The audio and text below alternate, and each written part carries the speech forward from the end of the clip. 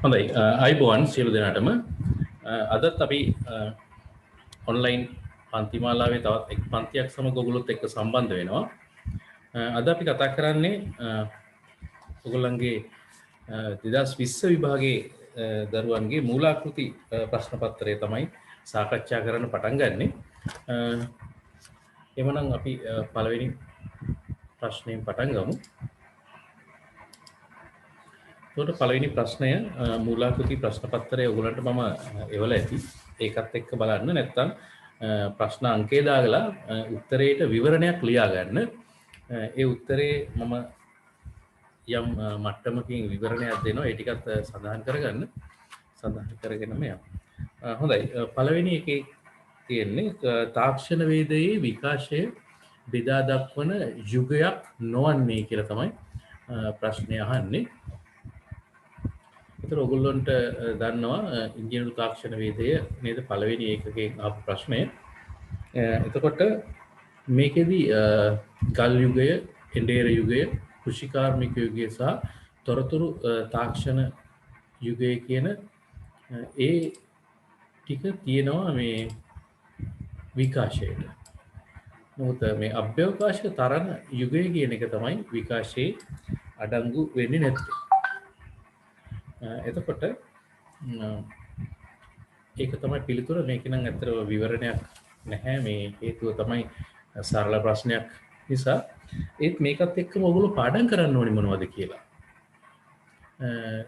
නේද? ඔයගොල්ලන්ට පාඩම් කරන්න ඕන ටිකක් මම කියන්නම්. එතකොට ඒ අතරේ පළවෙනි එකකේ බලාගෙන යන්න අපි MCQ ප්‍රශ්නයක් බලාපොරොත්තු වෙනවා තාක්ෂණ වේදයේ බලපෑම කියන කොටසෙන්. නේද? තාක්ෂණ වේදයේ බලපෑම කියන කොටස ඔයගොල්ලෝ ගාව ඇති සටහන. ඒ සටහන ටිකක් වැඩි අවධානයක් යොමු කරන්න කියලා කියනවා. ඒත් එක්කම මිනිසා මේකෙදි අපිට මෙහෙම කියන්න පුළුවන්. මිනිසා සහ සමාජය කෙරෙහි ඇතිවන බලපෑම නේද? ඒත් එක්කම පාරිසරික බලපෑම කියලා කොටස් දෙකක් තියෙනවානේ. එහෙනම් අන්න ඒ කොටස් ටික ඒකෙදි ටිකක් බලාගෙන යන්න. ඒ යටතේ මම පොඩ්ඩක් කියන්න මෙන්න මේ ටික සටහන් කරගන්නකො මිනිසා හා සමාජය කෙරෙහි දක්වන බලපෑම කියන එක යටතේ තාක්ෂණය අනුව ප්‍රජා ව්‍යාප්තිය වෙනස් වෙච්ච හැටි. ඒකයි බලන්න. ප්‍රාග්ධන හිමිකාරීත්වය වෙනස් වීම, නිෂ්පාදන ධාරිතාවය සහ ඵලදායීතාවය වෙනස් වීම, සෞඛ්‍ය වෙනස් වීම, ඊට පස්සේ පවුල් සබඳතා වෙනස් වීම, ඊට පස්සේ තොරතුරු දැනුම ලබා ගැනීමේ ඇතිවෙච්ච වෙනස්කම්, ආරක්ෂාව පැත්තෙන් වෙච්ච වෙනස්කම් සහ සංස්කෘතිමය වෙනස්කම්. අන්න ඒ ටික අපිට පුළුවන් මේ වගේ පළවෙනි එකකේ යටතේ ප්‍රශ්න අහන්න. එතකොට ඒ මිනිසා සහ සමාජය කෙරෙහි ඇතිවන බලපෑම් ටික තමයි ඒ විදිහට තියෙන්නේ. ඊට පස්සේ පාරිසරික බලපෑම් අපිට අමතක කරන්න බෑ. මේ තාක්ෂණ වේදයේ ඉංජිනේරු තාක්ෂණ වේදයේ හැඳින්වීම කියන පළවෙනි ඒකකයේ යටතේ ගන්නකොට. එතකොට ඒ යටතේ පාරිසරික බලපෑම, ඊට පස්සේ පරිසර දූෂණය, ස්වභාවික සම්පත් ක්ෂය වීම, නව පරිසර ඉදිවීම වගේ ඒවා ඒ යටතේ කතා කරන්න ඕනේ. අපි ඊළඟ ප්‍රශ්නයට යමු.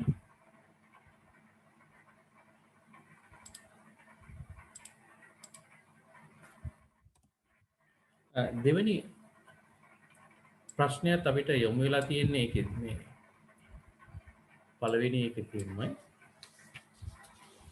ඒකේ කියනවා දේශීය කර්මාන්ත වර්ගීකරණයට යොදා ගන්නා නිර්ණායකයක් නොවන්නේ කියලා.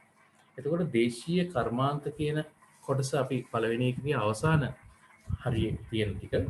එතකොට ඒකේ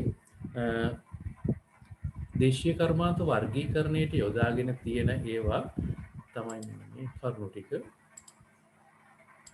නිෂ්පාදන ස්වරූපේ යොදාගෙන තියෙනවා. ඒක නිවැරදි පිටුවක්. කර්මාන්ත ව්‍යුහයේ ප්‍රමාණය සහ පරිමාණය ඒකත් දේශීය කර්මාන්ත වර්ගීකරණයට යොදාගෙන තියෙනවා. ඒ පිළිතුරත් හරි. ඊට පස්සේ දේශීය කර්මාන්ත වෙළඳපළ අනුව දේශීය කර්මාන්ත වර්ග කළා නැහැ. ඒතකොට ඒක වැරදි පිළිතුර වෙනවා. වෙළඳපොළ කියන එක වැරදි පිළිතුර වෙනවා. ස්ථානීය ස්වභාවයත් නිවැරදි පිළිතුරක්. නිෂ්පාදනය සිදු කරන ආකාරයත් නිවැරදි පිළිතුරක්. එතකොට මේ ප්‍රශ්නය ඔස්සේ ඔයගොල්ලන්ට වැඩ දෙකක් වෙනවා. එකක් තමයි දේශීය කර්මාන්ත වර්ගීකරණයට යොදාගත්තේ නැති නිර්ණායකය අයින් කරගත්තාම ඒක ඉගෙන ගත්තා වගේම ඉතුරු හතරම දේශීය කර්මාන්තයට යොදා ගන්නා වර්ගීකරණයට යොදා ගන්නා නිර්ණායකයන් කියලා මතක තියාගන්න. එතකොට ඒ ටික අපිට හයිලයිට් කරගන්න පුළුවන්. ඒ ටික අපිට වැදගත් වෙනවා. එහෙනම් නිෂ්පාදන ස්වરૂපය අනුව කර්මාන්තයේ ව්‍යුහය අනුව ස්ථානීය ස්වභාවය සහ නිෂ්පාදනය සිදු කරන ආකාරය. ඒතර ඔයගොල්ලන් ගාව පේපර් එක ඔයගොල්ලෝ යම් විදිහකින් print කරන් තියෙනවා වඩා ලේසි මේ ටික සටහන් කරගත්ත හැකි නැත්නම් අංක 2 දාලා ඔයගොල්ලන්ට පුළුවන් දේශීය කර්මාන්ත වර්ගීකරණයට යොදා ගන්නා නිර්ණායකයන් කියලා හරි හතර ලියා ගන්න. ඒක ඔයගොල්ලන්ට තව දවස් කීපයක් විභාගයට තියෙන හින්දා ඔයගොල්ලන්ට තවත් කෙටි සටහනක් වෙයි. ඒතර පළවෙනි ප්‍රශ්නේත් ඒ වගේ හදාගත්තා නම් දෙවෙනි ප්‍රශ්නේත් ඒ වගේ හදාගත්තා නම් පාඩම් කරන වෙලාවට මෙන්න මේ ප්‍රශ්නේ වටේ කොටස බලාගෙන යන්න. ඒ මේක මූලාකෘති ප්‍රශ්න පත්‍රය. පහුගිය අවුරුද්දේත් අපි මේ වගේ මූලාකෘති ප්‍රශ්න පත්‍රය සාකච්ඡා කරලා ඉවරලා දරුවන්ව විභාගයට යවනකොට ඒකෙන් බහුතර ළමයින්ට හොඳ ප්‍රතිඵලයක් ගන්න පුළුවන්. අයි මේ රටාවටම ප්‍රශ්න පත්‍රය හැදිලා තිබිච්ච නිසා. කවදාවත් මේ ප්‍රශ්නේ ලැබෙන්නේ නැහැ. නමුත් මේකට කිට්ටුවෙන් ඊළඟ ප්‍රශ්නේ ඒගොල්ලෝ හදලා ගොඩක් වෙලාවට තිබුණේ. ඒක නිසා ඉතා වැදගත් වෙයි මේ ටික සටහන් කරගෙනම කරගෙන යන එක.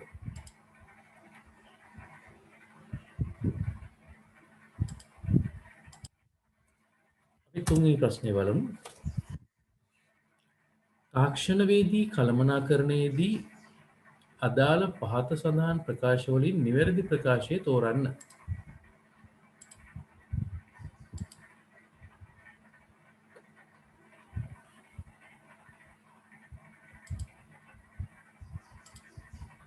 ඒතර පළවෙනි එකේ තියෙනවා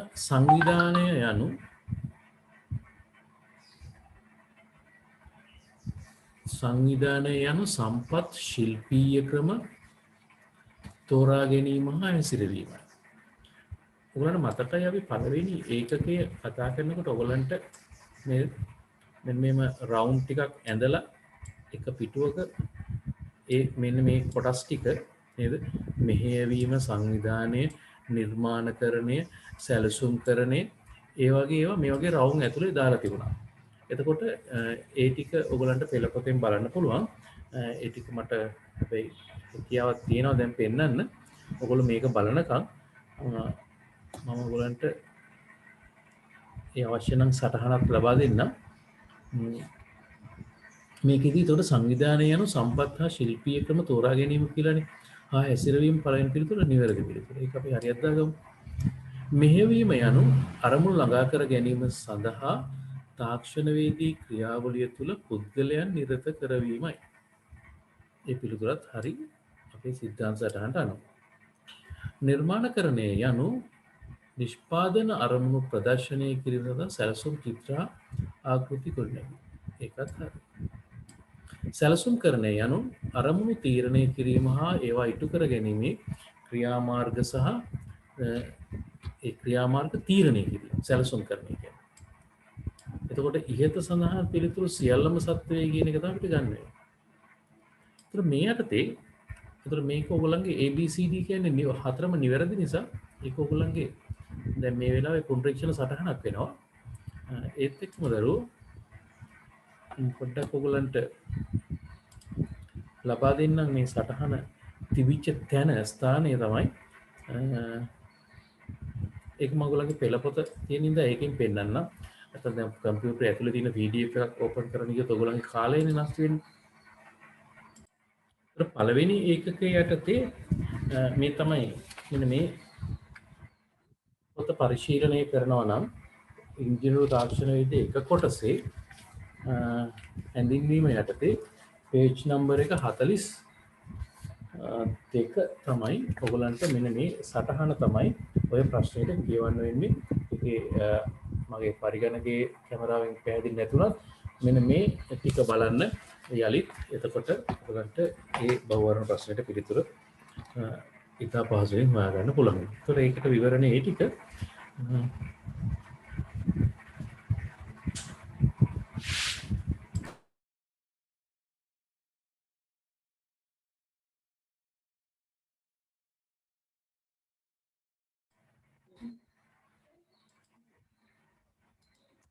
හොඳයි.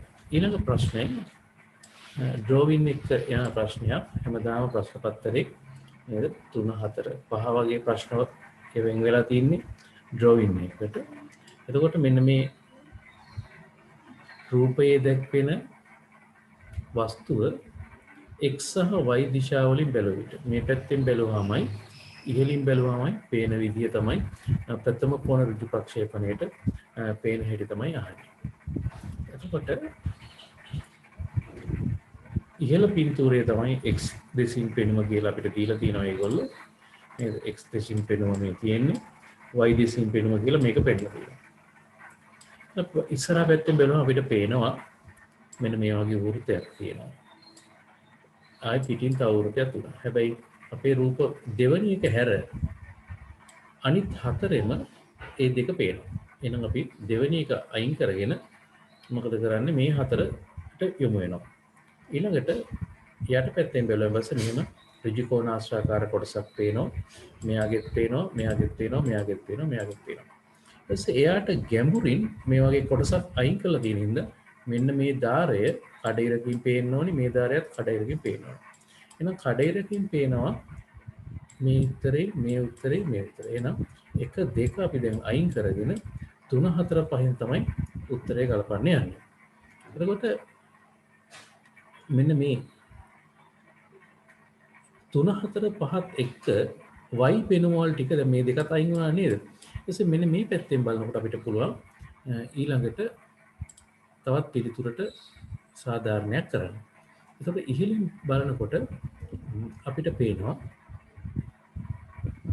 right මෙන්න මේ කොටසේ මෙන්න මේ මැද වෘත්තය නිසා මේ ආකාරයට කඩ රේඛා දෙකක් පේනවා. හැබැයි මේ පින්තූර දෙකෙන් මේ කඩ රේඛා දෙක පේනවා.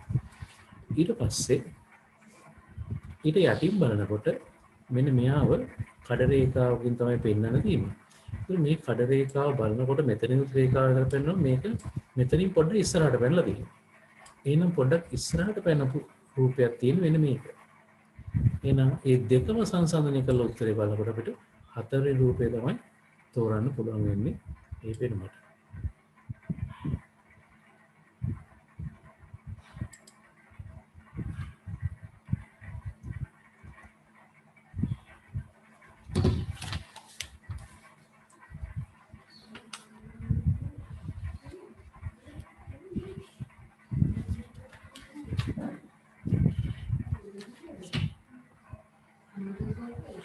මේකෙදී ඔයගොල්ලෝ බලා ගන්න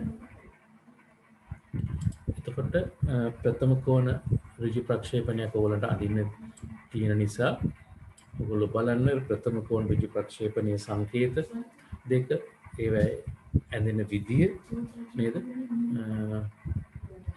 ඒ ටික යලිත් මතක් කරගන්න ඕනේ විභාගයට කලින්. දැන් ඩ්‍රෝවින් නම් ඔයගොල්ලෝ යම් ප්‍රමාණයක් ඇඳලා ඇති නේද?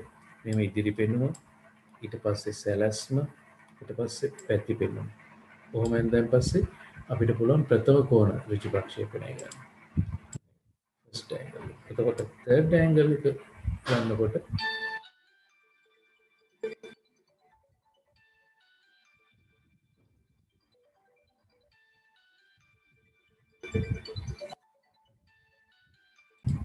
හොඳයි. එතකොට ඔයගොල්ලෝ ප්‍රථම කෝණ ඍජු ප්‍රක්ෂේපණය සහ දෙවන කෝණ ඍජු ප්‍රක්ෂේපණයත් එක්කම බලා ගන්න ඕනි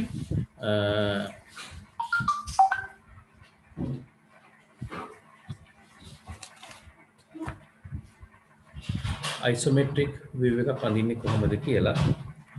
isometric view එකක් ඇඳපු පහුගිය ප්‍රශ්න පත්‍රයේ isometric view එකක් අඳිනින්ද ඒක ඔයගොල්ලෝ දැනට ඇඳලා ඇති. මම මේ යලිත් ඔයගොල්ලන්ට එවන්නම් අද පාඩම අවසානයේදී ඒකේ PDF එකක් ඔයගොල්ලන්ට රිෆර් කරන්න. එහෙනම් අපි හතරවෙනි ප්‍රශ්නේ ඊළඟ ප්‍රශ්නයට යමු.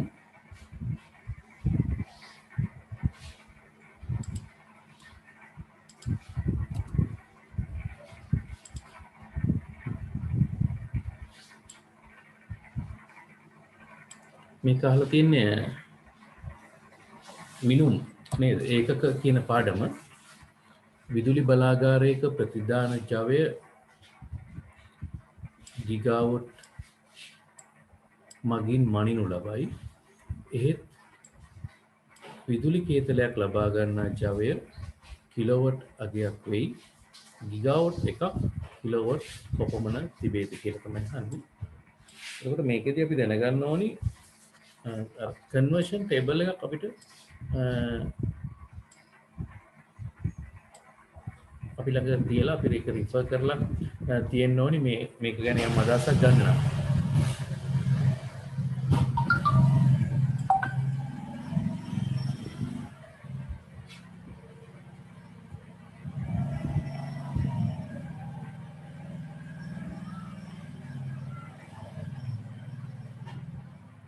එතකොට මේ අපිට දීලා තින්නේ ගිගාවොට්. ඉතින් අපි දැන් ගිගා කියන්නේ අපි දන්නවා 10 9 බලය කියලා.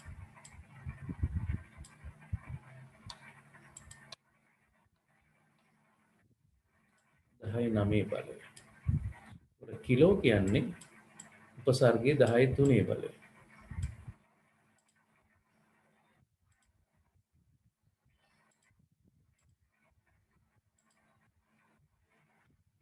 එතකොට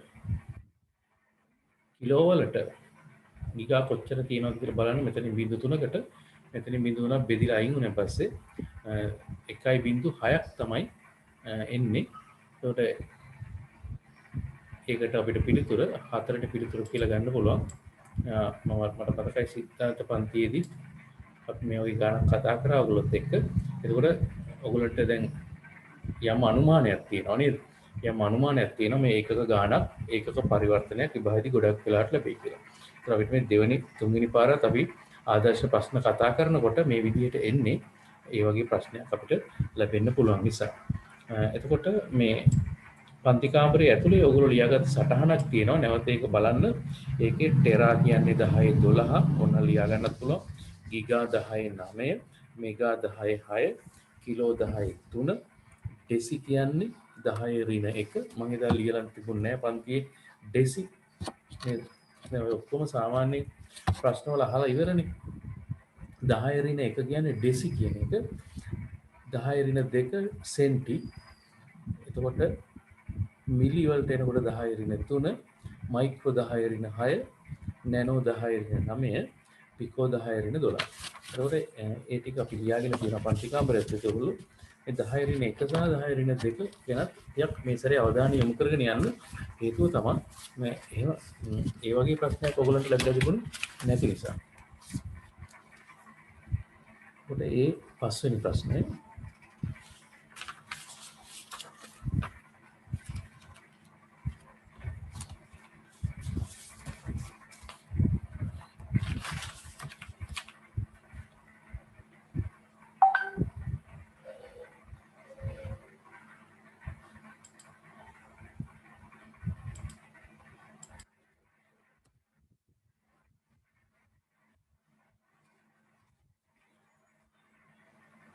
පස්සේම මිනුම් උපකරණයක ප්‍රධාන පරිමාණයේ සෙන්ටිමීටර් 4ක තිටක් කොටස් 20කට බෙදා ඇති අතර වර්නියර් පරිමාණය කොටස් 10කින් සමන්විත වෙයි. මෙහි කුඩාම මිනුම වනුයේ කියලා. ඒතර මේ જાතියත් අපි ආදර්ශ ප්‍රශ්නයක් පන්ති කාමරේදී කරලා තියෙනකොට එක්ක මොකද උනට තව පාරක් බලාගන්න එක හොඳයි. එතකොට ප්‍රධාන පරිමාණයේ නේද සෙන්ටිමීටර් 4ක් 4 සෙන්ටිමීටර් බෙදලා තියෙනවා කොටස් 20කට. එතකොට මේ තමයි එහෙනම් ප්‍රධාන පරිමාණය නේද? මිලි සෙන්ටිමීටර් 4ක් 20කට බෙදපු එක. ඊට පස්සේ වර්නියර් පරිමාණයේ කොටස් 10යි. එහෙනම් අපිට කුඩා මිනුම හොයන්න ප්‍රධාන පරිමාණය බෙදන්න ඕනි වර්නියර් පරිමාණය. එතකොට තමයි එන්නේ. ඔක තමයි කරන්නේ. එතකොට මේක බෙදීම 10යි. කොටස් 10න් බෙදන්න. ඒකට මේක සාමාන්‍ය සුළු කිරීමෙන් කියන පස්සේ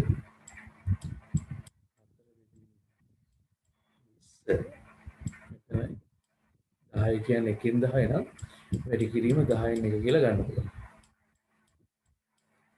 ඒකට සුළු කරාම 4 1යි 5යි.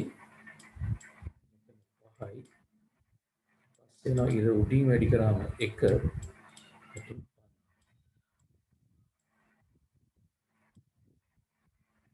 බෙදුවාම එකට 50 වන බිඳුවයි මෙහෙන් බිඳුවක් ගන්නවා. එතකොට දශම දිග තිබ්බා 10ටත් නෑ ආයි බිඳුවයි. තව බිඳුවක් ගත්තාම 100ට 2යි. එහෙනම් 0.02 සෙන්ටිමීටර් තමයි ඒකේ සෙන්ටිමීටර වලින් පටන් ගත්තේ. නම් සෙන්ටිමීටර වලින් ඉවරුනේ. එහෙනම් උත්තරේ 0.02යි. අපිට දෙවෙනි උත්තරේ ගන්න පුළුවන් ඒක.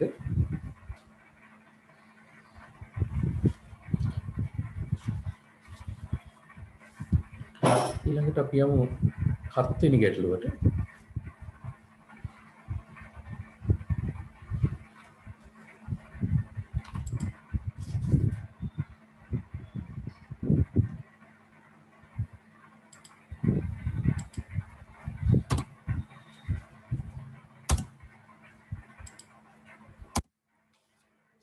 හත්වෙනි ගැටලුව අපිට ලැබිලා තියෙන්නේ සෞඛ්‍ය ආරක්ෂාව කියන පාඩමේ.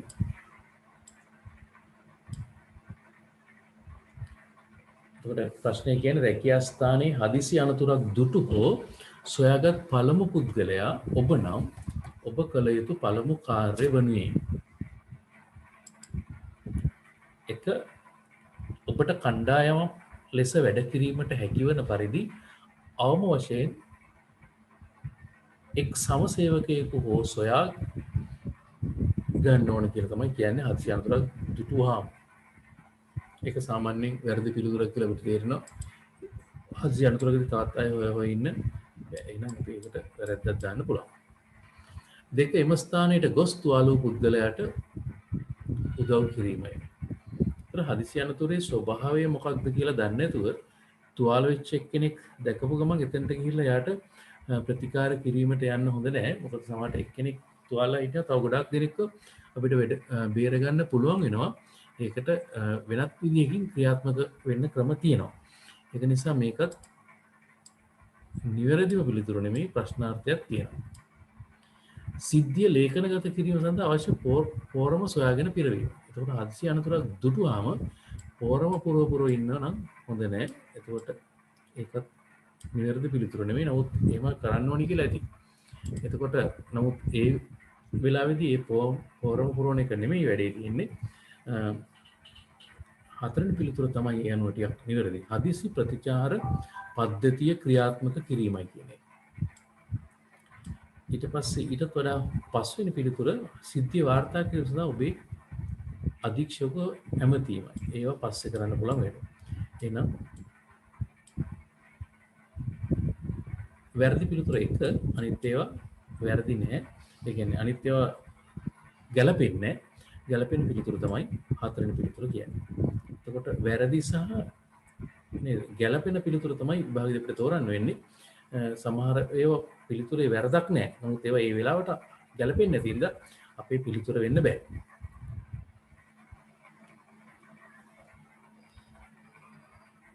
එතකොට මේ සෞඛ්‍ය ආරක්ෂාව කියන පාඩම ඔගොල්ලෝ කියව ගන්න. ඒකේ සටහන් යම් ප්‍රමාණයකින් කවුරු හරි දරුවෙකුට අඩු නම් මට කියන්න වෙනමම තියෙනවා සෞඛ්‍ය සහ ආරක්ෂාවට පොඩි පොත් පිංචක් ජාතික එන්නයකින් ගම් පොතක් තියෙනවා. අපිට පුළුවන් ඒක ඕනකට දෙන්න.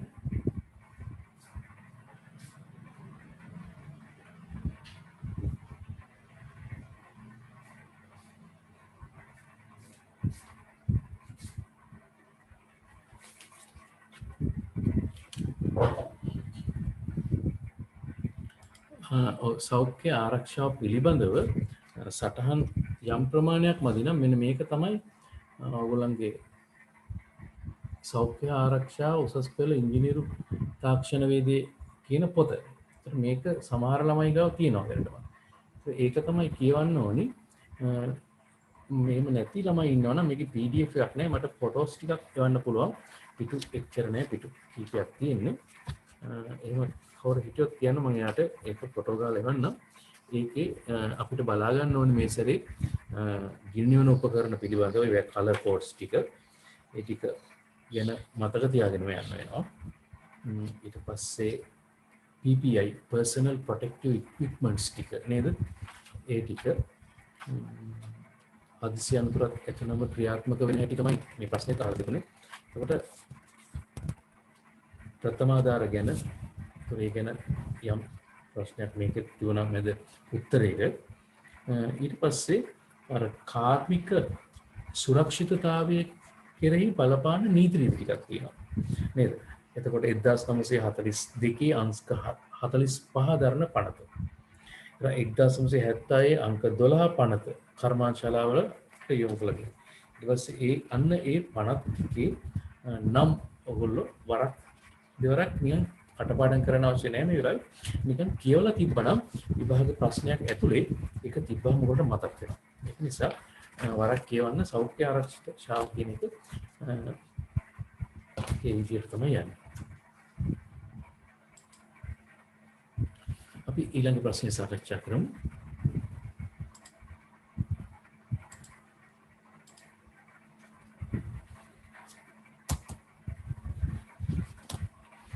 ඊළඟට කියන්නේ වානේ කම්බි සඳහා ශ්‍රී ලංකා ප්‍රමිති කාර්යාංශය මගින් නිකුත් කර ඇති ප්‍රමිති අංකය කුමක්ද කියලා. දැන් මේකෙදි දරුවෝ කෙලින්ම ඔයගොල්ලන්ගේ මතකය මැන බලන ප්‍රශ්නයක් තමයි මේ තියෙන්නේ. නේද? කෙලින්ම මතකය මැන බලන ප්‍රශ්නයක්. මේක ටිකක් අර කටපාඩම් වගේ කරන ළමයින්ට ෂොක් ප්‍රශ්නයක්. මොකද ඔක්කොම SLS අංක ටික විශේෂ දේශීය අඩංගු ටික දන්නවනම් එතෙන්දි කෙලින්ම ඒ අදාළ ලකුණ ලබා ගන්න පුළුවන්. එහෙම නැත්නම් අනිත් ළමයින්ට යම් ගැටලුවක් එනවා. මම තව පාරක් SLS අංක ටික කියන්නම්. ඒ ටික ඔයගොල්ලෝ ඔතන කොට සටහන් කරගන්න ඉඩ තියෙන තැන. SLS 107 SLS 107 515 1247 1253 කියන්නේ ඔක්කොම සිමෙන්ති වලට අදාළ SLS අංක.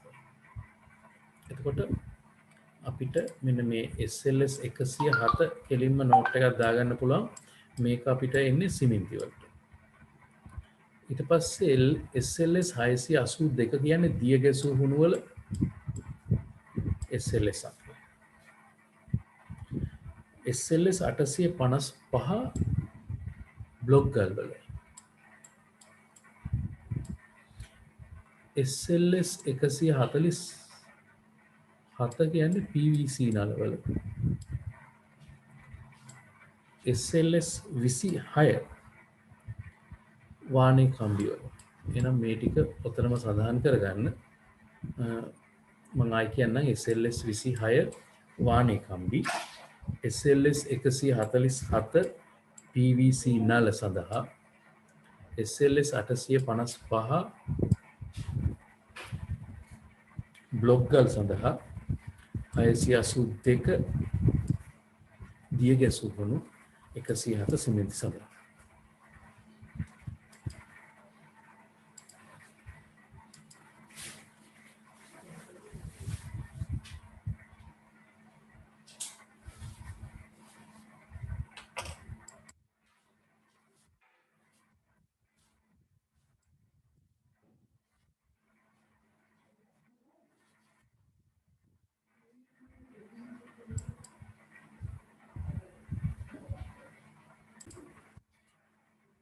අපි ඊළඟ ප්‍රශ්නේ බලමු.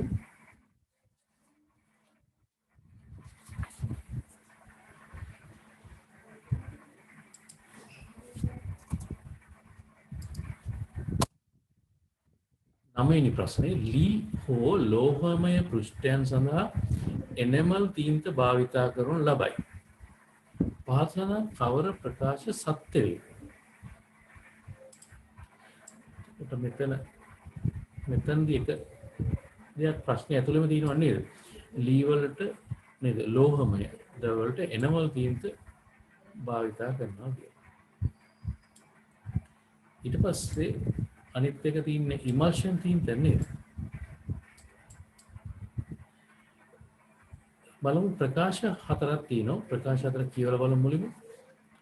ලෝහමය පෘෂ්ඨ ආලේපනයේදී එම පෘෂ්ඨවල බැඳී ඇති මල ඉවත් කරනු ලැබේ.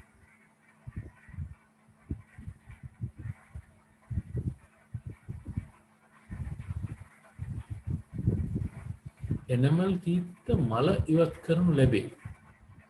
එහෙමද? හරි. බලමු. එනමල් තීත්ත වලට මල ඉවත් කරන්න මේ මල කප් පෘෂ්ඨය ගමද ඒක වෙයිලා යනවා. හැබැයි ආයෙ මතු වෙනවා. ඊළඟට තියෙනවා එනමල් තීන්ත ජලයේ දිය වේ. ජලයේ දිය වෙන්නේ නැහැ නේද? මේවා අපි තිනරවලනේ දිය කරන්නේ. තිනර වගේ જાතියක තමයි ඉතින් ඉමල්ෂන් තීන්ත තමයි මේ වතුර දිය කරලා බිත්ති වල ගන්න. දැන් මේ ලී වල ලෝහමය ඒවේ අපි වතුර නෙමෙයි දිය කරන්නේ. තින වගේ જાතියක තමයි තියෙන්නේ. මෙතන මේ පිළිතුරේ වරදක් තියෙනවා.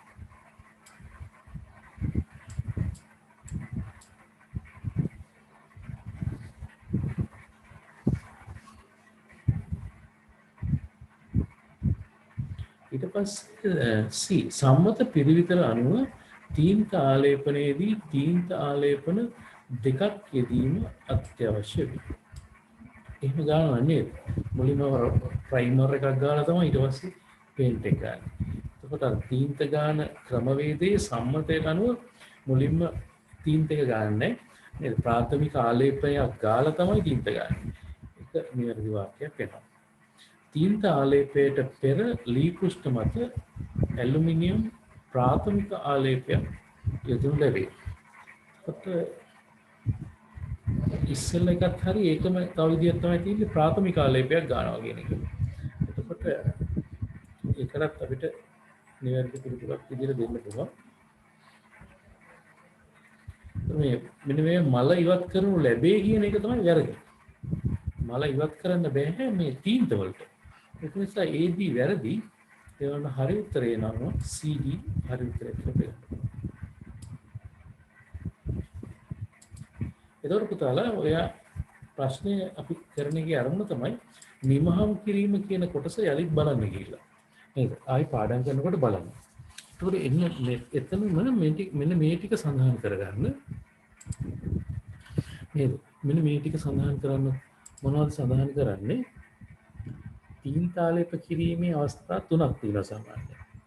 අපි කියනවා මුලින්ම ප්‍රාථමික ආලේපය ගන්නවා. නේද? ප්‍රයිමරි නේද? ප්‍රාථමික ආලේපය කියලා එකට කියනවා. දෙක සටහනක් දාගෙන යටි ලේපනය අන්ඩර් කෝට් එකක් ගන්න.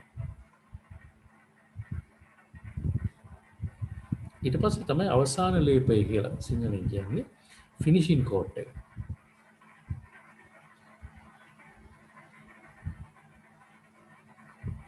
ඒතර ඔන්න ඒ තුන මතක තියාගන්න. ප්‍රාථමික ආලේපය, යටි ආලේපය සහ අවසාන ආලේපය.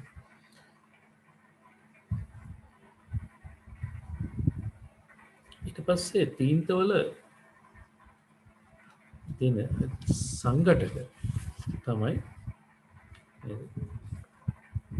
ඒක ව්‍යුහය අනුව සංඝටක තියෙනවා. අන්න ඒවා මේ සටහන් පොතේ බලන්න. ඒ ටික ඔතනට ওই ප්‍රශ්න ගාමින් සඳහන් කරගන්න. එතකොට හොඳයි.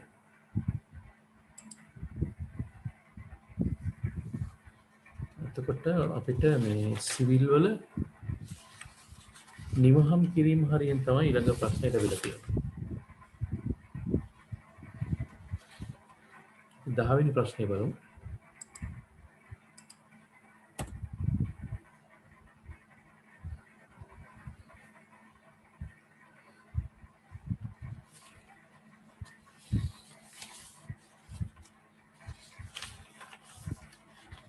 කොන්ක්‍රීට් සුසංහසනයේදී යොදනු ලබන කම්පන භාවිතයේදී සැලකිලිමත් විය යුතු කරුණු වන්නේ.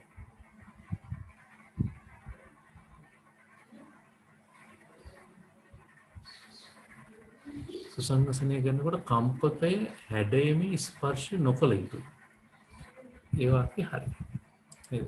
හැඩයමේ වදින්න බෑ. කොන්ක්‍රීටේ බොහෝ වෙලාවක් කුසංහසනය කළ යුතුයි. එහෙම කරන්නේ නැහැ කියලා අපි ඉගෙනගෙන තියෙනවා. මොකද එතකොට කොන්ක්‍රීට් එකේ තියෙන නේද අර රළු සමහර කොටස ගල් කොටස වෙන් වෙනවා. ගොඩක් වෙලා සුසංහසනය කරන් පස්සේ ඒක දෙදෙනෙ කරන්නේ. කොන්ක්‍රීටේ පැතිරවීම කම්පක යොදා සිදු කළ යුතුයි. ඒක වැරදි. කොන්ක්‍රීට් එක දානකොට ඒක වෙනම තියෙන අදින්න නේද? සවලක් නෙමෙයි අර උගුල් වැඩ කරනකොට අදින්නේ ඒ වගේ එකකින් තමයි අදින්නේ. මේ නැතුව අපිට වයිබ්‍රේටර් එකෙන් සුසංහසනය කරන වයිබ්‍රේටර් එක දාලා ඒක තල්ලු කරන්න බෑ. ඒකට ඒක වැරදි. කම්පකේ ඉතා සෙමින් කොන්ක්‍රීට් ඇතුළට දැමිය යුතු අතර ඉතා ඉක්මනින් ඉවතට ගත යුතුයි. වේගෙන් දාන්න ඕනේ නැහැ. නමුත් ඉතා ඉක්මනින්ම එහෙම එකපාරටම ගන්න ඕන කියලා නෑ. මොකද මේ දෙක සුසංහසනය වෙන පාවිච්චි කරන වේගයට තමයි ගන්න ඕන. ඒත් මේක මෙතන මේ වාක්‍යෙත් යම් ප්‍රශ්නයක් තියෙනවා. D වඩා නිවැරදි වාක්‍යයක් නෙමෙයි. අපිට D වත් ඉවත් කරලා දාන්න පුළුවන් පිළිතුරුත් එක්ක බලලා. මොකද ඒ විතරක් හරි උත්තරයක් තියෙනවා. ඒක නිසා ඒ අපිට උත්තරයට ගන්න පුළුවන්. AB කියන එකෙන් B අනිවාර්යයෙන් වැරදි. ABC උනොත් ඒත් වැරදි. මෙතන B තියෙන මේකත් වැරදි. මේකත් වැරදි. එහෙනම් ඒ විතරයි හරි උත්තරයට අපි තෝරන්න තියෙන්නේ. මොකද අනිත් හැම තැනකම කොන්ක්‍රීටේ බොහෝ වෙලාවට සුසංහසනය කරයි කියන එක වැරදි. එහෙනම් හැම උත්තරයකටම B තියෙනින්ද අනිත් උත්තර හතරම නිකම් අපිට අයින් වෙනවා මේ උත්තර හතර. ඒ තමයි උත්තරෙට එන්න ගන්න පුළුවන්. එතකොට කොන්ක්‍රීට් වල මිශ්‍රණ අනුපාතයන් ටික මතක තියාගන්න. ඒ වගේවට ආයෙම මේ ප්‍රශ්නේ ගාවටම ඒ වැදගත් කරුණු ටික ආයි ගන්න. ඒතර ඒ අතරේ ඔයගොල්ලෝ මොනවද ගන්නෙ? කොන්ක්‍රීට් වල මිශ්‍රණ අනුපාතයන්, ඒවයේ ශක්තිය, ඒවයේ කොච්චර නිව්ටන් මීටර් ගාණක් තියෙනවද? නේද? මට මතකයි එක ප්‍රශ්නයක් අහලා තිබුණා ව්‍යුහගත රචනා ප්‍රශ්න වල මේ සැරේමයි අපි සාකච්ඡාවට තීච්ච ප්‍රශ්නයක් මම හිතන්නේ. නේද? ඇණයක් මෝටරයක් අල්ලන්නේ ඇණයක් ගිලනකොට මොකද්ද දාන කොන්ක්‍රීට් මිශ්‍රණය කියන්නේ? ඒක මේ ළමයි සාමාන්‍ය පන්ති කාමරේ උගන්වන ප්‍රශ්නයක් නෙමෙයි. මොකද ඒකට යන මිශ්‍රණ අනුපාතය අපිට හිතා ගන්න පුළුවන්. මොකද ඒ ඇණේ හොඳ ශක්තිමත් තියෙනවනේ. එහෙනම් මිශ්‍රණ අනුපාතය වැඩි නේද? M30 නම් පිළිතුරු දුන්නේ M30 වලින් තමයි ඒක දාන්නේ.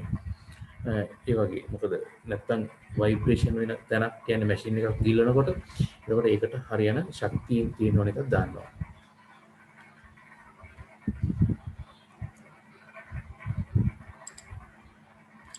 ඊළඟ ප්‍රශ්නයට යන්න.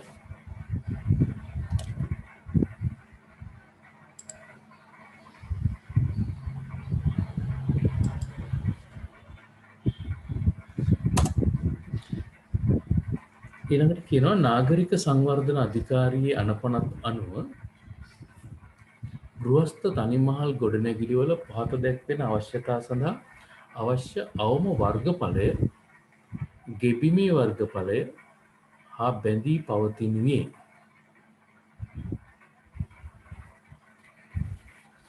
එතකොට මේ කොහෙන්ද මේ ප්‍රශ්නේ ආවේ? දැන් ප්‍රශ්නයක් දැක්කහම දැන් මේ වුණාට අපිට පුළුවන් කොයි පාඩමේ කොයි හරියෙන්ද කියලා මේ ප්‍රශ්නේ ඇවිල්ලා තියෙන කියලා අපිට බලා ගන්න පුළුවන්. මේක ඇවිල්ලා තියෙන්නේ සිවිල් වල ඔයගොල්ලෝ දන්නවා මේ අර නීති රීති ගොඩනැගිලි හා සම්බන්ධ නීති රීති හරියෙන් තමයි මේ ප්‍රශ්නේ ලැබිලා තියෙන්නේ. ඒතර ඒකේ ඔයගොල්ලන්ට බලා ගන්න ඕන අනපනත් ටිකක් තියෙනවා නීති රීති වලදී.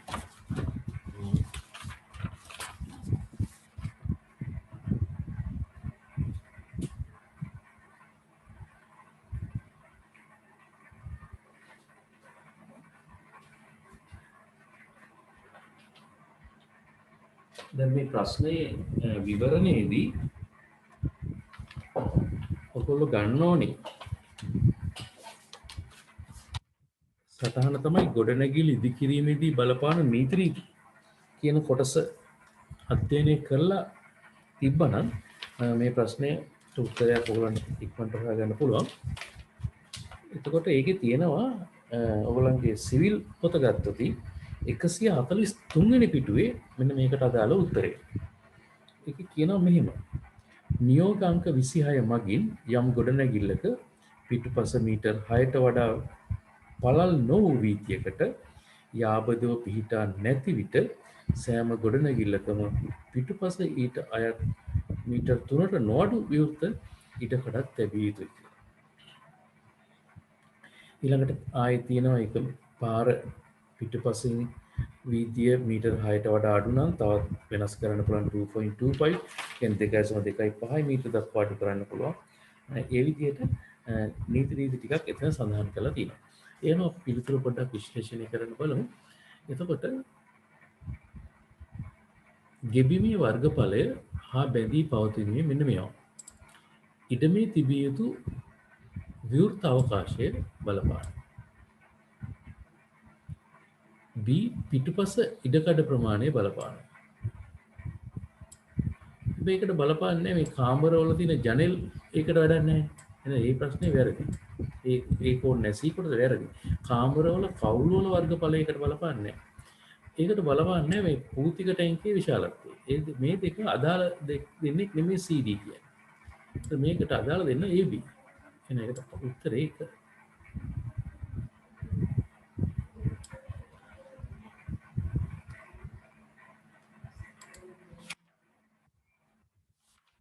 එතකොට මේ හා සම්බන්ධව ඔයගොල්ලෝ මෙන්න මෙතනදී විවරණයේදී ඔයගොල්ලෝ විතර ගන්න ඕනි අර තරප්පු පෙළවල් සඳහා මතක තියාගන්න මේ තීනවනේ නීති රීතිය නේද? ඒ තරප්පු පෙළක පඩි දෙකක් අතර උසක් තියෙනවා. පඩියක් උසක් තියෙනවා. ඒ උස නේද? තරප්පු දෙකක තියෙන ඕනි ආනතිය. ඒ ටික මෙන්න මේ වග්ගයේ තියෙනවා. මේක අරනකල තව පාරක් බලන්න. පේනවද දැන්නේ? මේ තියෙන තරප්පු පෙළක තියෙන නීති රීතිය. එතකොට ඕක අහලා මේ තරප්පු පෙළ ගැන අහන්න පුළුවන් අපේ.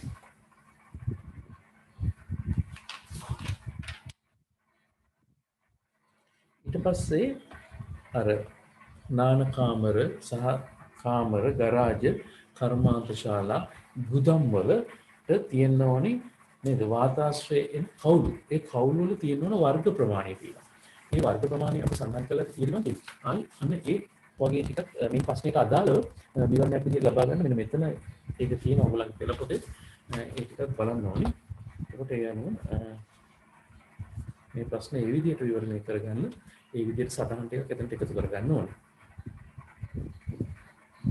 ඊළඟ ප්‍රශ්නෙට යන්න.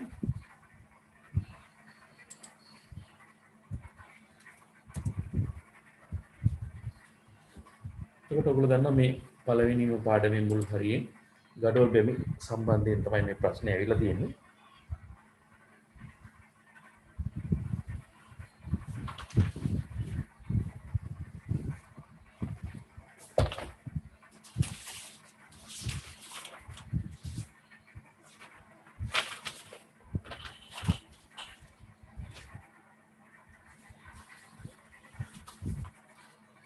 එතකොට අහන්නේ 220 මිලිමීටර් ඉංග්‍රීසි බැම්මක බිත්ති මුල්ලක පළමු වරියට ගඩොල් එළිය යුත්තේ පහත් දැක්වෙන කුමන ආකාරයටද කියලා. එතකොට ඉංග්‍රීසි බැම්මක් නේ බැමි වර්ග ටික ඔයගොල්ලෝ ඉඳලා හොඳට මේ දන්න හින්දා නේද? එතකොට ඔයගොල්ලන්ට පේනවා පළවෙනි එක ඔලුගල් ආකාරයට තමයි කියලා තියෙන්නේ. එහෙනම් ඒක ඔලුගල් බැම්ම. දෙවෙනි එක ප්ලෙමිෂ් බැම්මක් තියෙනවා. ප්ලෙමිෂ් බැම්මක් තියෙන. ඒක ප්ලෙමිෂ් බැම්මක පළවෙනි වරිය තමයි දෙවෙනි රූපයෙන් පේන්නේ. ප්ලෙමිෂ් බැම්මක පළවෙනි වරිය දෙවෙනි රූපයෙන් පේනවා. එයන තුන්වෙනි රූපය ප්ලෙමිෂ් බැම්මම දෙවෙනි වරිය.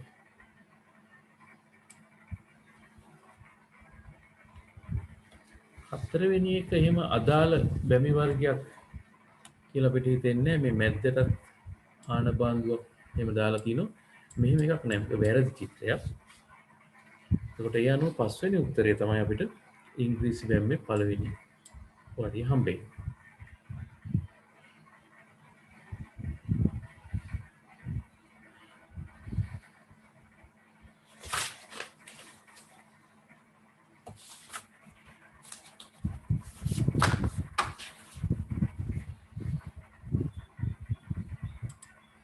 එතකොට මේකට අදාළව ඔයගොල්ලෝ මෙතන විවරණයක් ලියා ගන්නකොට ගඩොල් කොටස් ටික නේද?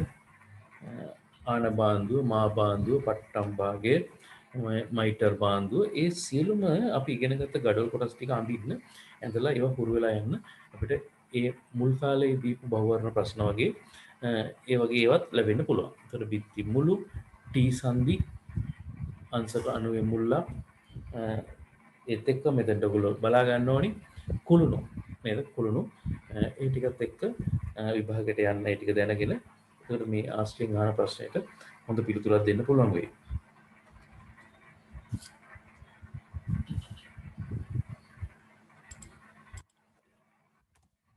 ඊළඟ ප්‍රශ්නෙට යමු.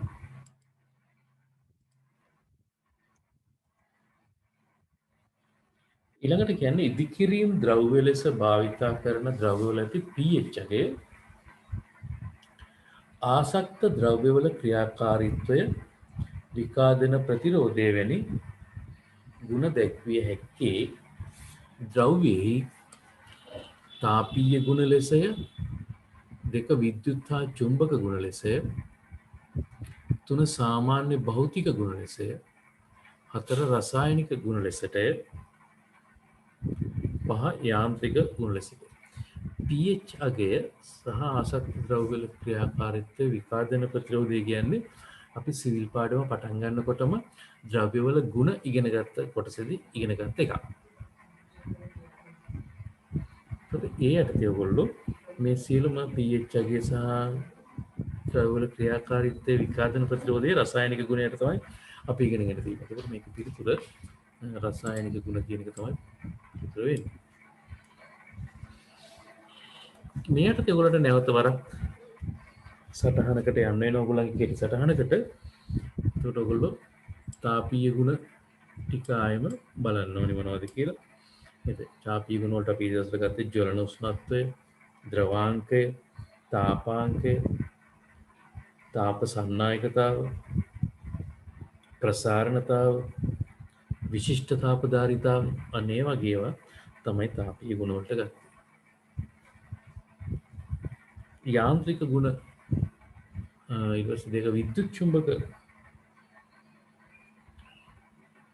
ගුණ, ඊට පස්සේ භෞතික ගුණ වලට ආවේ ඝනත්වය, කල්පවැත්ම, පෙනුම, පිරිවැය, උපයෝජ්‍යතාව වගේ තමයි ඒකට ආවේ. රසායනික ගුණ තමයි අපි දැන් කිව්ව ටික. විකාදන ප්‍රතිරෝධයේ pH අගේ, ජලාකර්ෂණය, අනේ වගේ ඒවා තමයි. ඉතින් ඒ ටික ආයම ද්‍රව්‍යවල ගුණ ටිකත් ආයි පොඩ්ඩක් බලන්න ඕනේ ඔයගොල්ලෝ.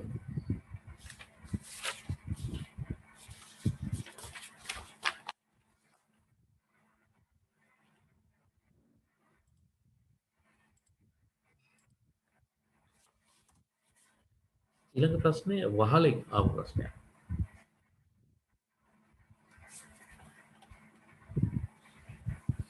මුදුන් යටලීය සිට අගුව දක්වා දිවෙන පරාලවල දිග වැඩිවීම නිසා ඇතිවන බොකු ගැසීම වැනි දුර්වලතාවයන් වළක්වා ගැනීමට යොදනු ලබන තිරස් දැව අවයවය වන්නේ.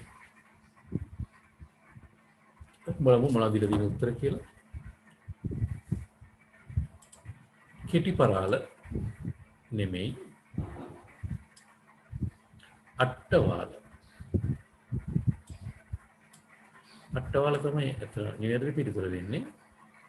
අනිත් ඒවා අයින් කරන්නේ කොහොමද? වඩිම්බුල ඇල්ල කියන්නේ පල්ලෙහෙන් ගහන නේද? තෙමෙනවට අනිත් පරාල ටික ගන්න ලෑල්ලනේ. එතකොට ඒක නෙමෙයි.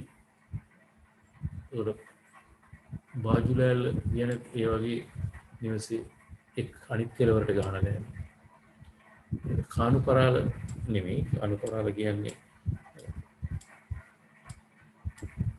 පීලක් වගේ තැන් වලට අපි සකස් කර ගන්නකොට කාණු පරාල. කෙටි පරාල නෙමෙයි. නිවැරදි පිළිතුර අට්ටවාල.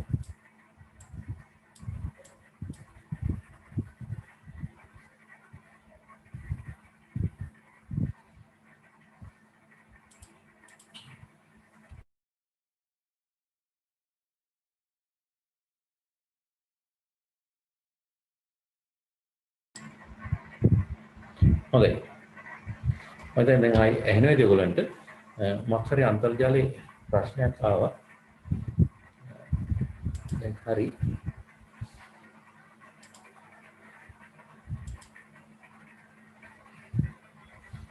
අපි හිතියේ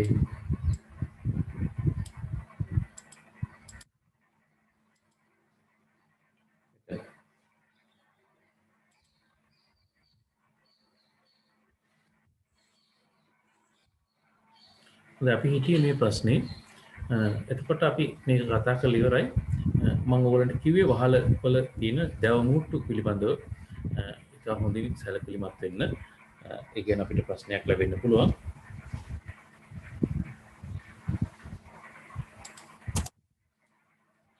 ඊට පස්සේ 15 වෙනි ප්‍රශ්නේ 16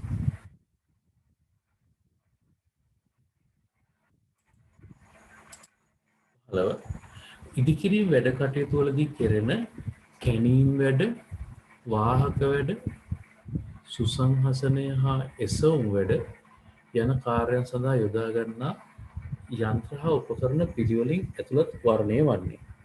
එතකොට මේ ඉදිකිරීම් කටයුතු වලට අදාළ යන්ත්‍ර සූත්‍ර කියලා අපේ 91ක් තියෙනවා සිවිල් වල. එතනින් තමයි මේ MCQ ප්‍රශ්න එලා තියෙන්නේ.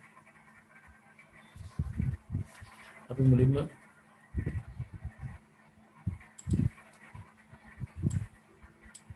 බලමු මුලින්ම තියෙන්නේ කැනීම් වැඩ. ඒ කැනීම් වැඩ වලට එක්කෙනා මුලින්ම එන්නේ බෑ.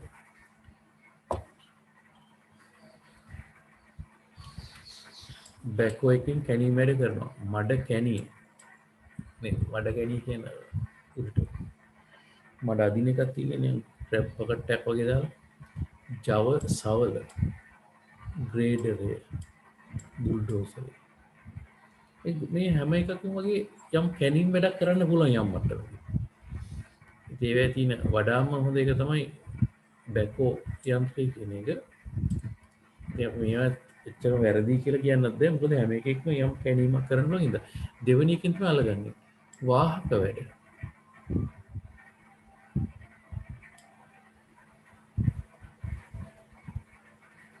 වාහක වැඩ කියන්නේ මොකද? වාහකයා රැගෙන යන්නා කියන එක නේද? රැගෙන යන්න තාප්ප මූල කියන්නේ රැගෙන යන කෙනෙක් නෙමෙයි නේද? තාප්ප මූල කියන්නේ මොකද? ඒක පස්සේම පද කරන්න ගන්න එකක් තාප්ප මූල. ඒකට ඒක නෙමෙයි. තාප්ප මූල තමයි යකඩ ඉන්නතර නේද? ලීයක් වගේ ගහලා කුඩා නිවාසවලදී පොළොව තලන්නේ භාවිත කරන්නේ. ඒකට ඒක තාප්ප මූල. ඒක නෙමෙයි. වාහක වැඩක් එක්ස්කැවේටරේ හාරන වැඩ කරන්නේ ඩම්පරය හරිය වෙයි. වාහක වැඩක් කරන්නේ. ෆෝක්ලිෆ්ට් එකත් හරි. මිශ්‍රකය ට්‍රක් මික්ෂර් එක ගත්තොත් ඒකත් හරි. එතකොට එතන ඩම්පරයත් හරි ෆෝක්ලිෆ්ට් එකත් හරි මිශ්‍රකයත් යම් මට්ටමකින් හරි. ඒක බැකෝ යන්ත්‍රයක් තියෙන හින්දා පස්වෙනි උත්තරේට අපිට කරන්න පුළුවන්. සුසංහසනය කරන්න අනිවාර්යෙන් අපිට ඕනේ වයිබ්‍රේටරයක්, කම්පකයක්. එහෙනම් අන්තිම උත්තරේ තමයි තාමත් ගැලපෙන්නේ. වැඩබිමේ ඔසවන කාර්යය වල චේන් බ්ලොක් එකත් හරි. එහෙනම් අපිට එතනදී පස්වෙනි පිළිතුරට යන්න පුළුවන්. එන ඔයගලන්ට ඒකේ යන්ත්‍ර සූත්‍ර ගැන අදහසක් ගන්න යලිත් ඒක කියවලා සහ ඒවා ප්‍රායෝගික භාවිතයේ යෙදෙන තැන් ඔයගොල්ලෝ දන්නවා. ඒ අනුව ඒ ටික තහවුරු කර ගන්න ඕනේ යන්ත්‍රෝපකරණ. ඉතින් යන්ත්‍රෝපකරණ වලින් තමයි මේ ප්‍රශ්න අපිට වෙලා තියෙන්නේ.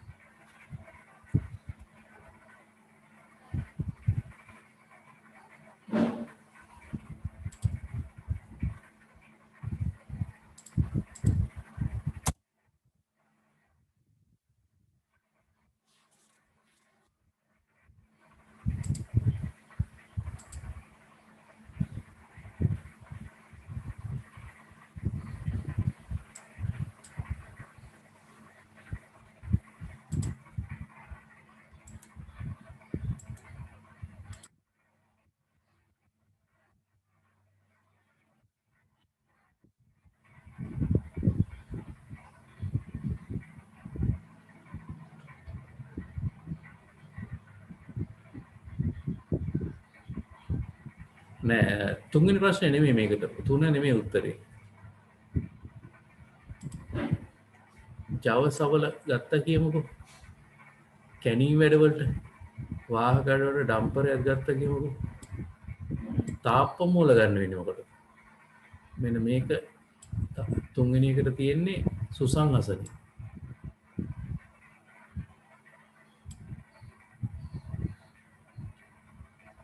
අටලු දොඹකරය.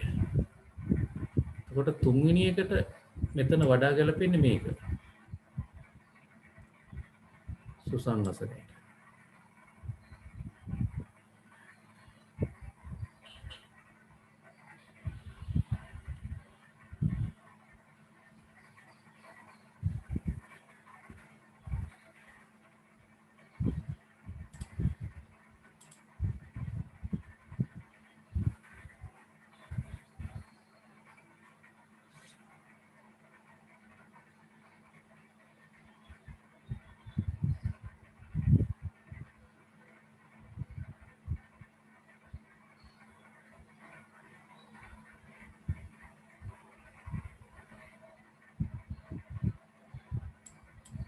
එතනදි මිශ්‍රකය කියන එකේ ගැටලුවක් තියෙනවා. දැන් මිශ්‍රකය කියන්නේ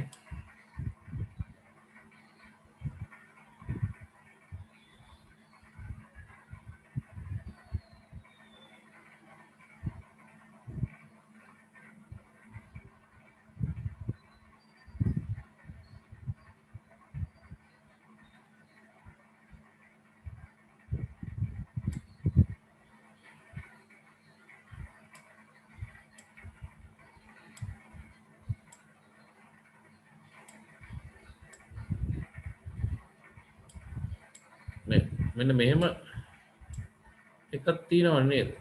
වාහනයක් තියෙන්නේ ට්‍රක් මික්සර් එක.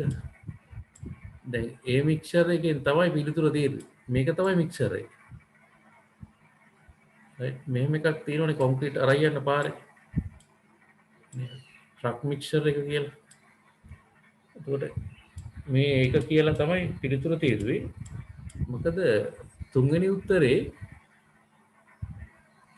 ජවසවලයි ඩම්පරයයි මේ දොඹකරයක් හින්දා මේකත් අරගත්තට මේ තාප්පමූල කියන්නේ පස් තලන්න ගන්න කෙනෙක්. ඒක සුසංහසනයට ගැලපෙන්නේ නැහැ. ඉතින් මික්සර් එක අපිට වඩා කිට්ටුවේ මෙයා මික්සර් එකට මේක පස්සෙනුත් වඩා නිවැරදිවට ගන්න. තාප්පමූල කියන්නේ මේ වගේ වෙන්න මෙහෙම ලී එක නේද? ඝනකම ලී එක යකඩින්නක් වගේ ගහගෙන ඉවරලා පොළොව තලන්න භාවිතා කරන එක. ඒක නිසා තමයි අපිට මේ උත්තරේ හරි නෑ කියලා අයින් කරන්න වෙන්නේ. මේක තමයි වඩා හොඳ. මේක ගැහුවොත් ඔයගලන්ට විභාගෙදි ගැටලුවක් වෙන්න පුළුවන්. තාප්පමූල කියන එක සුසංහසනයට ගැලපෙන්නේම නැහැ. වයිබ්‍රේටරේ වඩා හොඳ හින්දා මෙතන තමයි වඩා නිවැරදි උත්තරේ තියෙන්නේ. හරි බලන්න මේක තර්කානුකූලව. මොකද විභාගෙදි එහෙම අපිට ගුරුවරයෙක්ගෙන් අහන්න බෑනේ. ඒක ඔයගොල්ලන්ගේට දැනෙන විදිහ තමයි ඔයගොල්ලෝ ගන්නේ. නමුත් වඩා හොඳින් දැනෙන්නේ පහ පිළිතුර නිවැරදි කියලා. මේකට ගෙවුවොත් ප්‍රශ්නයක් වෙයි මම හිතන්නේ.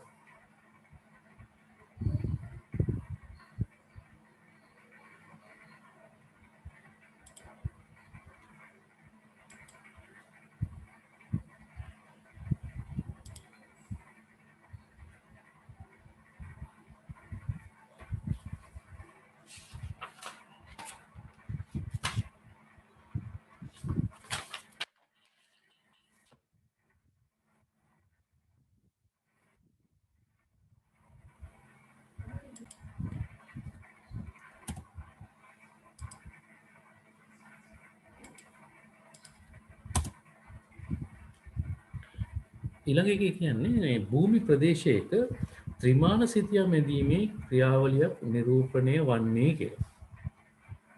අතර පිළිතුරු ටික අපිට දීලා තියෙනවා දන්වැල් මැනුම, මාලිමා මැනුම, තලමේස මැනුම, තියඩොලයිට්ටු මැනුම, ගුවන් ඡායාරූප රේඛන මිතිය.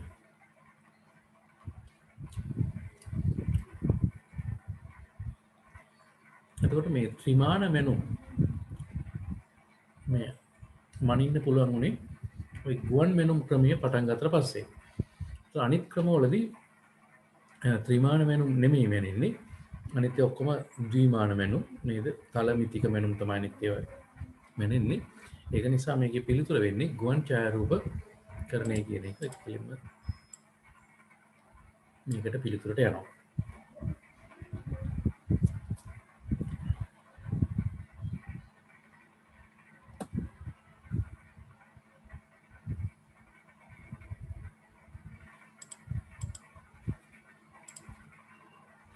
දාහත ප්‍රශ්නය බිම්මැනුම අරමුණ අනුව කරන ලද වර්ගීකරණයට අයත් නොවන්නේ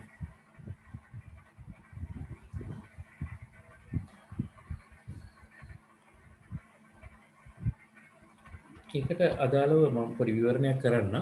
මොකද ඒකේ බිම්මැනුම අපි ඔන්න ඔය හරියක් අපි පන්ති කාමරේ කතා වෙලා තිබුණේ නැහැ මම හිතන්නේ. අරමුණ අනුව මැනුම කියලා සටහනක් ඔයගොල්ලෝ තිබුණේ නැහැ. ඒක නිසා ඒක මම මේ වෙලාව අවස්ථාව කරගන්නවා. ඒකට පොඩි සටහනක් ලියා ගන්න මෙතන.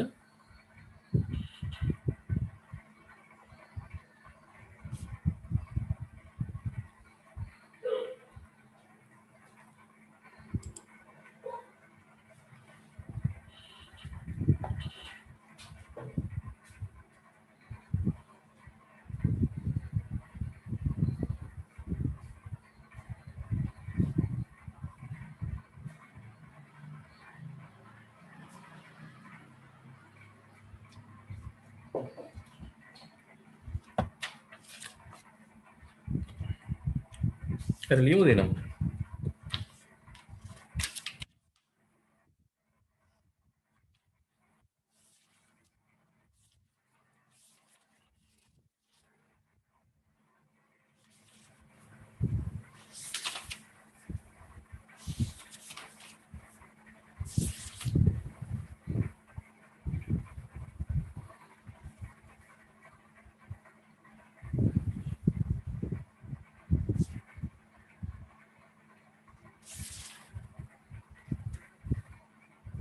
මෙම ලියන්න.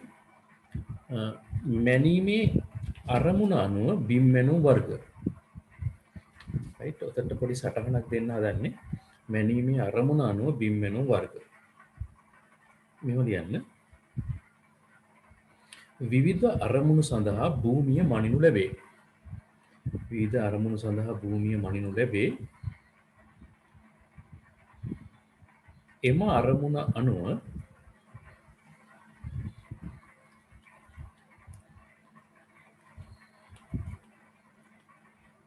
මනින ක්‍රම එකතු කරන දත්ත වර්ග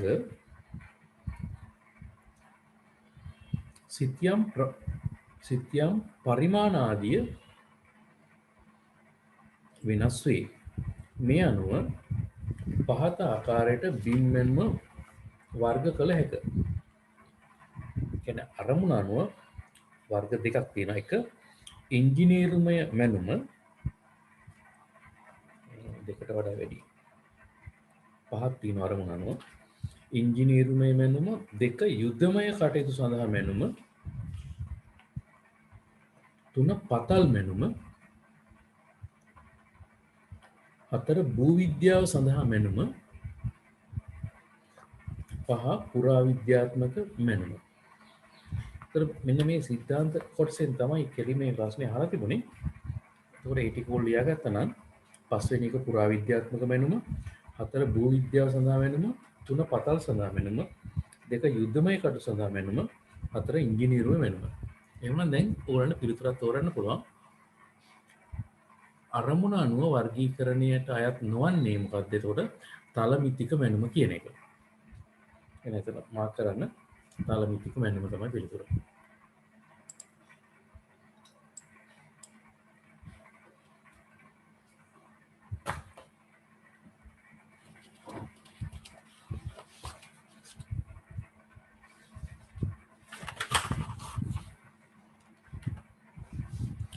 එතනටම තව දැන් පිළිතුරු ගත්තට පස්සේ තව පොඩක් ලියන්න. භූමියේ ස්වභාවය මතත් නේද? එහෙම වෙන් කරලා තියෙනවා. ඒතර භූමියේ ස්වභාවය මත කියලා ලියන්නේ ඊළඟට. ඒ අනුව මැනුම් ක්‍රම දෙකක් සඳහන් කරනවා. එකක් තමයි පොළොව මත බිම් මැනුම, ලෑන්ඩ් සර්වේ. භූමිය මත, භූමියේ ස්වභාවය මත මනින ක්‍රමය එකක් පොළොව මත බිම් මැනුම, දෙක ජලය මත මැනුම. ඒකට අපි කියනවා ජලමාන මැනුම කියලා. හයිඩ්‍රොග්‍රැෆික් සර්වින් කියලා ඉංග්‍රීසියෙන් කියනවා. ඒ දෙකත් වැදගත් වෙන්න පුළුවන්.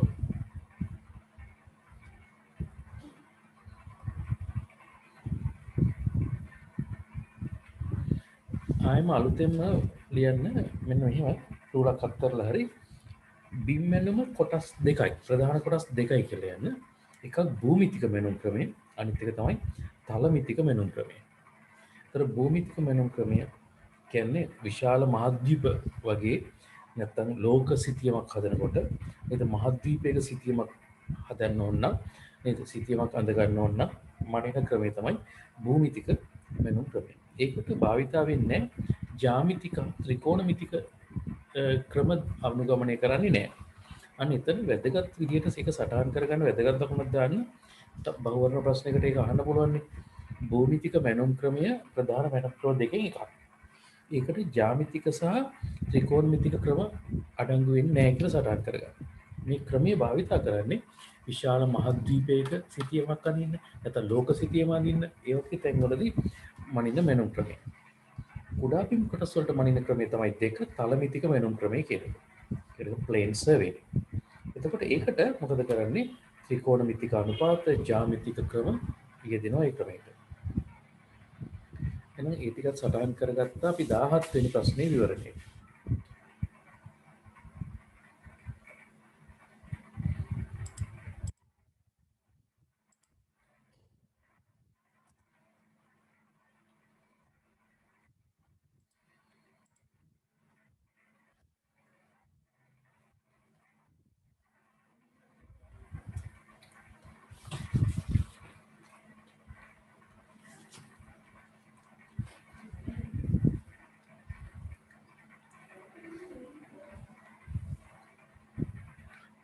මේකෙත් පොඩි සටහනක් ලියා ගන්න මුලින්ම මෙතනට 18 ප්‍රශ්නේ ගන්නට බිම්මැනීමේ මූලධර්ම දෙක කියලා දාන්නකො. බිම්මැනීමේ මූලධර්ම දෙක කියලා දාලා එක පූර්ණයේ සිට කොටස දක්වා මැනීමේ මූලධර්මය. එක පූර්ණයේ සිට කොටස දක්වා මැනීමේ මූලධර්මය.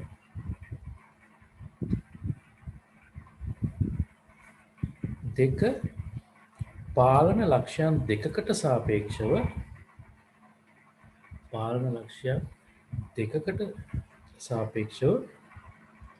වෙනත් දත්තයක පිහිටීම සෙවීම. ඒ තමයි මූලධර්ම දෙක. දැන් මේ දෙක දැනගෙන අපි ප්‍රශ්නයට ගියොත් A පූර්ණයේ සිට කොටසක මැනීම, B ත්‍රිකෝණීකරණය, C සාපේක්ෂ පිහිටීම නිර්ණය කිරීම. බිම්මැනුමේ මූලධර්මය වන්නේ A. දැන් A මූලධර්ම දෙකෙන් එකක්. නේද? බිම්මැනුමේ මූලධර්ම දෙකෙන් එකක් තමයි පූර්ණයේ සිට කොටසක මැනීම. අනිත් එක තමයි C මූලධර්මයේ කොටසක්. මොකද සාපේක්ෂ පිහිටීම නිර්ණය කිරීම අපි දෙවෙනිට ලියාගත්ත මූලධර්ම. එහෙනම් ත්‍රිකෝණීකරණය කියන එක වැරදි. ත්‍රිකෝණීකරණය වැරදි කියුවෙන් පස්සේ ඔයගොල්ලන්ට ආයෙ පොඩි සැකයක් එනවා. අපි උගන්වලා තියෙනවා මෙහෙම ත්‍රිකෝණීකරණයෙන් තමයි බිම්මැනුමේ නේද ගණනය කිරීම ගොඩක් කරේ. එහෙනම් ඒක වැරදි කියන්නේ මොකද? ඒක බිම්මැනුමේ මූලධර්මයේ එකක් නෙමෙයි. ඒක ඇවිල්ලා නේද දන්වැල් මැනුමේ නේද දන්වැල් මැනුම මනිනකොට ඒකේ මූලධර්මය තමයි ත්‍රිකෝණීකරණය. ඒක ඇතුළේ තියෙන දන්වැල් මැනුම කියන ක්‍රමයේ මූලධර්මය තමයි ත්‍රිකෝණීකරණය කියලා අපි ගත්තා. එහෙනම් ඒකෙන්ද මේක එතනට ගලපෙන්නේ නැහැ B උත්තරේ. එහෙනම් B අයින් වෙනවා. එතකොට එක A සහ C තමයි එතනදි පිළිතුරු විදිහට තෝරන්න වෙන්නේ.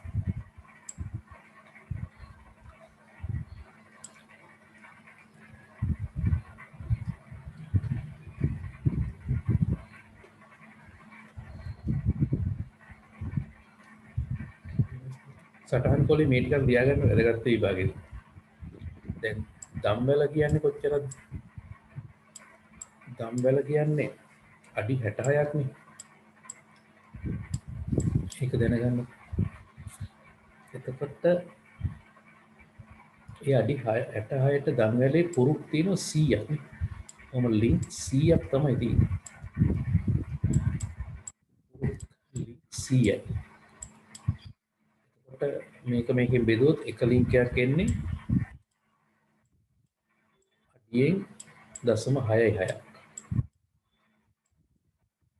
අඩියෙන් 0.66ක් කියන කොටසක් තමයි එක පුරුකක දිග. ඒක ඔයගොල්ලන්ට වැදගත් වෙයි MCQ ප්‍රශ්න වලට. මේක දම්වැලේ දිග පුරුක් ගන්න ඊට පස්සේ එක පුරුකක දිග ගන්න මේක බෙදලා ගන්න පුළුවන්. ඒ වගේ.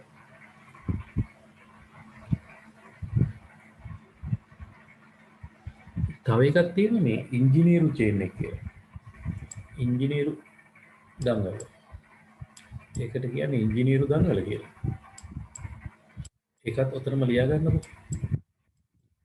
ඉංජිනේරු දම්වැල, ඉංජිනේරු චේන් එක කියලා. ඉංජිනේරු දම්වැල දරුවෝ දිගයි අඩි 100ක්. කෙනෙක්ම අඩි 100යි අඩි කියලා ලියා ගන්න. ඒක එතකොට සමාන කොටස් 100කට බෙදලා තියෙනවා. එක කොටසක් අඩියයි ඒකේ.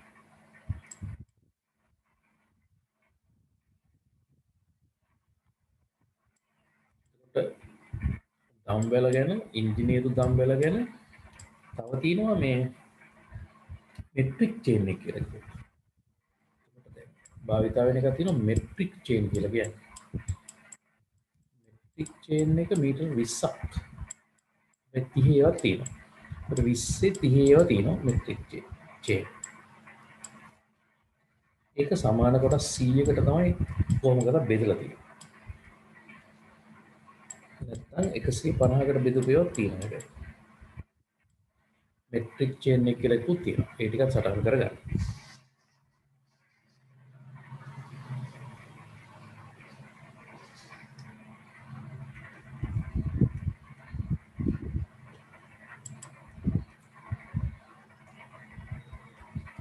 ආයෙම ඔයගොල්ලෝ දැනගත්තොත් හොඳයි නේද? මෙන්න මේවා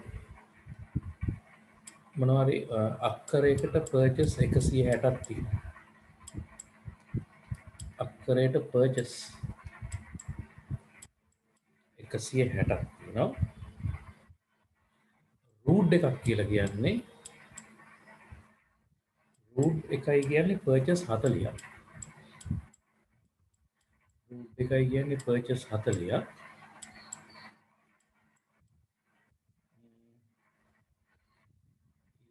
පර්චස් එකයි කියන්නේ වර්ගමීටර් පර්චස් එකයි කියන්නේ වර්ගමීටර් 25ක් තමයි ආසන්නව ගන්න. 25.2යි 9ක්. වර්ගමීටර්. ඒක පර්චස් එක කියන්නේ.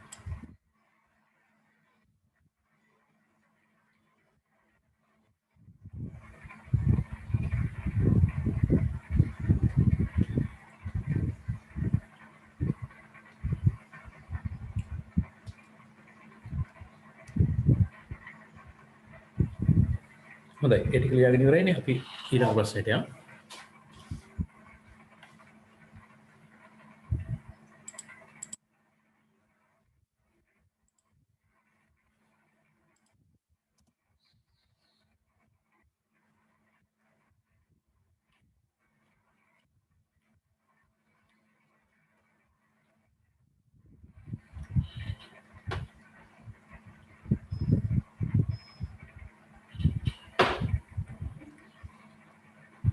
එතකොට මේකට උත්තරේ එන්නේ පර්චස් 800ක භූමියක් සඳහා නිවැරදි වර්ගඵලය නිරූපණය වන්නේ අක්කර 8කි අක්කර 4කි රූට් 10කි රූට් 20කි රූට් 16කි.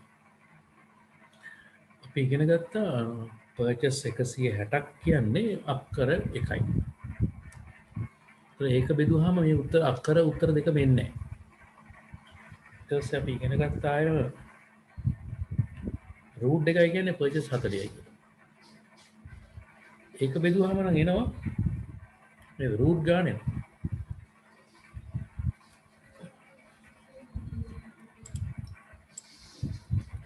පර්චස් 800ක් බෙදුවොත්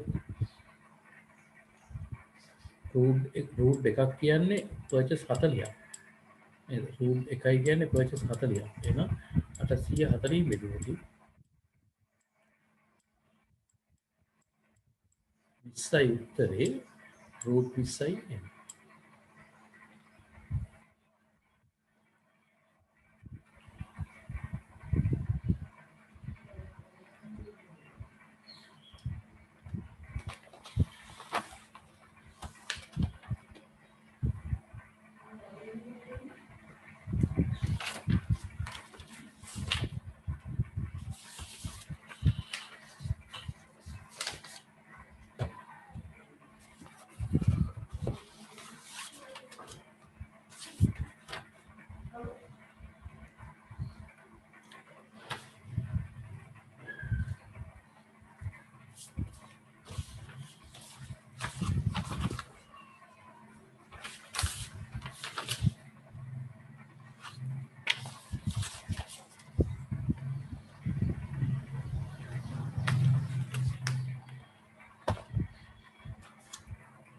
ඊළඟ ප්‍රශ්නේ බලමු.